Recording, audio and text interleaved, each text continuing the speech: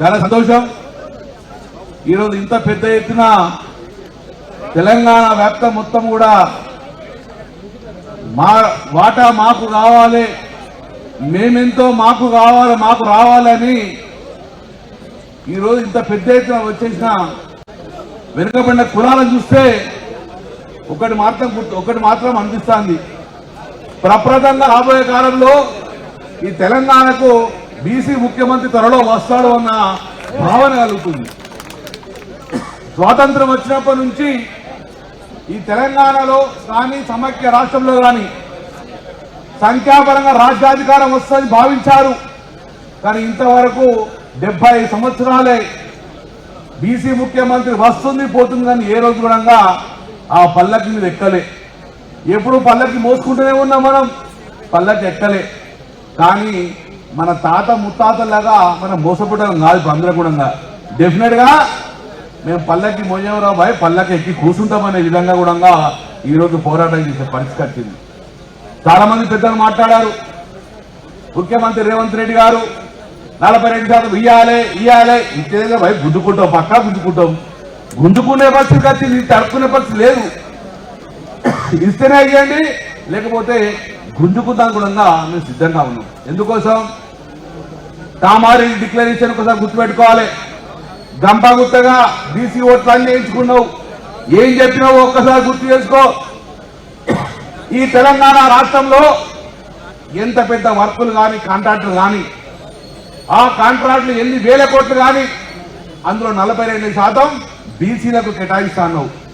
ఈరోజు ఒక 100 పనులు నడుస్తున్నాయి. ఎవడన్నా ఒక్కడన్నా బీసీ పని చేస్తున్నాడన్నా, ఎవరికన్నా బీసీ కేటాయించినవా? మళ్ళా గాలే ఆంధ్ర పాలకు రావాలి, 1000 కోట్ల సీతారామ ప్రాజెక్ట్, అన్ని ప్రాజెక్టులున్నా ఒక్క ప్రాజెక్టులున్నా ఈరోజు బీసీ కేటాయించింది. నెంబర్ 1 మోసం. నెంబర్ 2 42%. అక్కడ అక్కడ ఎవరు ఎందుకు వచ్చారు ఇక్కడికి? ఆ రోజు అసెంబ్లీలో మాట్లాడిన నేను ఇదే విషయంలో, కానీ ఒక్క నిమిషంలో మైక్ కట్ అయింది.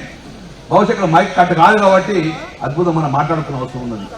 అసెంబ్లీలో మాట్లాడితే బీసీలో మా 42% రిజర్వేర్ అనగానే మైక్ కట్ అవుతుండే. ఎంతగానో ముట్టుకోవాలి. అందుకే సోదరులారా ఒక్కటి మాత్రం గుర్తుపెట్టుకోండి, 42% మీరు ఇస్తారని మోసం చేసిండ్రు. మొత్తాన్ని గంపగుత్తగా బీసీల ఓట్లు వేసుకొని ఈరోజు కాంగ్రెస్ ప్రభుత్వం చేరింది. ఈరోజు ఆర్డినెన్స్ అంటుంది, జీవో అంటాను.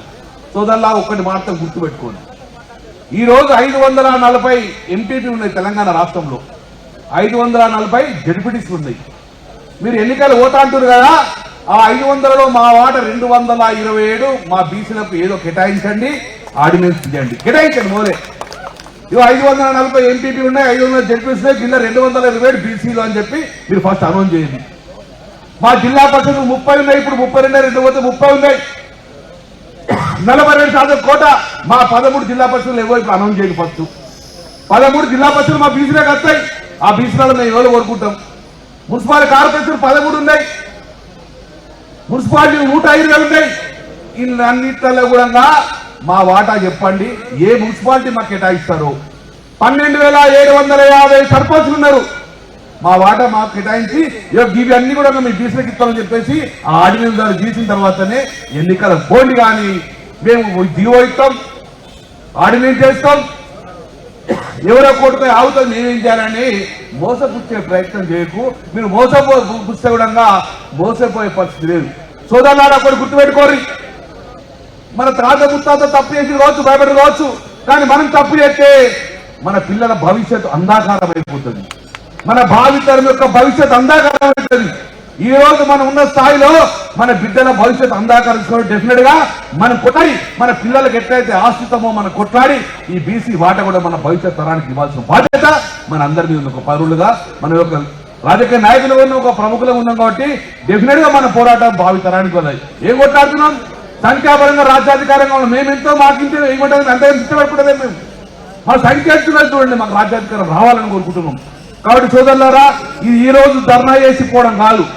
ఈ ధర్నా ఎప్పటి వరకు కంటిన్యూ అవుతుందంటే 42% ఆర్డినెన్స్ కాదు, చట్టసభలలో 9th షెడ్యూల్లో పొందుపరిచి ఆ చట్టం తీసుకొచ్చి మాకు చూపిస్తేనే మేము నమ్ముతాం. కానీ జీవో ఆర్డినెన్స్ చేయాలనుకుంటే 20 నెలలు ఎందుకు ఏం చేసినావు? మరి జీవో దాని మీద రిజర్వేషన్ రావాలంటే, ఆర్డినెన్స్ దాని మీద రిజర్వేషన్ రావాలంటే మరి 20 రోజులు ఎందుకు కాలం, 20 నెలలు ఎందుకు కాలం చేసినావు? అప్పుడే చేయొచ్చు కదా. అది నీకు కూడా తెలుసు, నాకు తెలుసు. జీవో ద్వారా, ఆర్డినెన్స్ ద్వారా ఎట్టి బస్సులో ఈ చట్టం నిలబడది. చట్టం నిలబడాలంటే తమిళనాడు తరఫాలు ఇవ్వమని చెప్పినాం. మళ్ళీ ముఖ్యమంత్రిగా సూటిగా ఒకటే అడుగుతున్నాం, ఈ భారతదేశంలో ప్రప్రదంగా 42% దాటి రిజర్వేషన్ వచ్చిందంటే తమిళనాడులో వచ్చింది 69% దాకా. ఆ రోజు వాళ్ళు వేసింది జయలలిత విధంగా, జయలలిత అగ్రవర్ణాలు కావచ్చు, కానీ ఆ రోజు బీసీలకు రిజర్వేషన్ కావాలని చెప్పేసి ఆ రోజు చట్టంలో బీసీలో అసెంబ్లీలో తీర్మానం చేసుకొని అక్కడ ఉన్న మొత్తం మంది ఎమ్మెల్యేలు, ప్రతిపక్ష ఎమ్మెల్యేలు, ఎంపీలను తీసుకుపోయి ఢిల్లీలో కూర్చున్నది. పివి నరసింహరావు ముఖ్యం ప్రధానమంత్రి చెప్పింది పివి నరసింహరావు తోటి.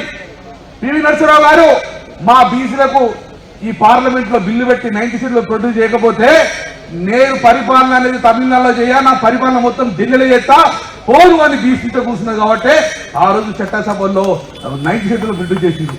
మరి ఏరా రేవంత్ రెడ్డి పోయినావా? ఢిల్లీకైనావా? మమ్మల్ని పట్టుకపోయినావా?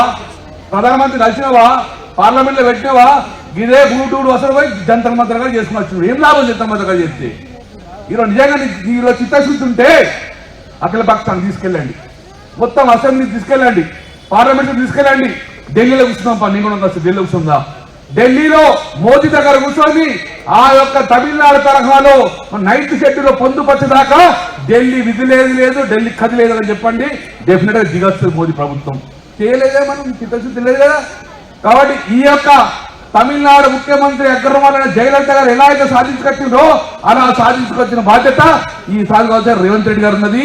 ఇప్పుడైనా మీరు తీసుకెళ్ళండి. ఇంకా కూడా మమ్మల్ని కల్లి బొల్లి మాటలు చెప్పి మమ్మల్ని మభ్య పెట్టకండి. ఈ రోజు ఉన్న మా బీసీతనం కూడా ఆవేశాలకు ఉన్నారు కాబట్టి మా వాట మాకు ఇవ్వండి, లేకపోతే మా వాట గుంజుకుంటాను కూడా మేము సిద్ధంగా ఉన్నాం. జై తెలంగాణ, జై. ఇప్పుడు పెద్దలు